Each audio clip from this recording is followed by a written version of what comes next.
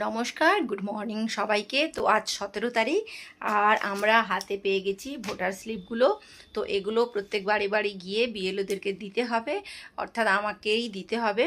তো এই যে ভোটার স্লিপ মোটামুটি পেয়ে গেছি।